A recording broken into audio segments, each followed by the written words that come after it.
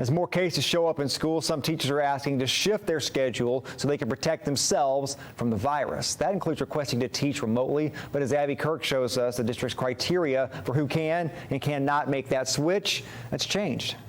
The discussion about how to keep teachers safe during the pandemic, it's an important one, and it's definitely a talker. But when we compare what the district said about who would be considered for a virtual assignment before the school year even began to now, there is a shift. It's a heavy burden, right? Because we want to do what's right for all students. Vice President of Tennessee Education Association, TANYA Coates, says it's a new challenge as teachers are now on the front lines.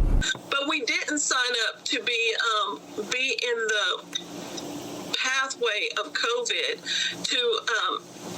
we didn't sign up to have our families to be affected and our families to be hospitalized, or even the worst is that we didn't sign up to die either. We brought you the story of a Hamilton County middle school teacher who says her request to teach virtually was denied when the district shifted to phase 3. They said that our only option, any teacher who called in from this point, our only option was to take a leave of absence. Spokesperson for Hamilton County Schools Tim Hensley says 11 additional teachers requested to teach virtually when the county announced it would be doing phase 3 learning.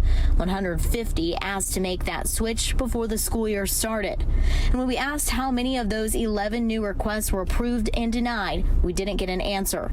But what the school district did say is any request that came in after the start of the school year is considered on a case-by-case basis. The criteria for such a request would be whether the employer requires an accommodation for a disability, as defined under the Americans with Disabilities Act. A little less than 10% of that group have identified that we'll need to work with them to provide some accommodations. But in an interview in July, co-chair of schools reopening task force, Keith FOGLEMAN, said the school district planned to accommodate all teachers with medical conditions who were at high risk. We've identified about a little over 100 that would like to do virtual teaching with us. It will put the district in a position that they probably won't be able to bounce back from. Coates says that threshold is too high, but it's actually common among other districts she's heard of. As she says, districts need teachers more than ever. Reporting in Hamilton County, Abby Kirk, News Channel 9.